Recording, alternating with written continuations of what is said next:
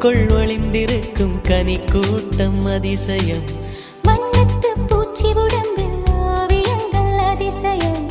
துளை செல்லும் காற்று மெல்லிசையாதல் அதிசயம். குருநாதர் இல்லாத குயில் பாட்டு அதிசயம். அதிசயமே அசந்து போகும் நீ எந்த அதிசயம். அஜுபா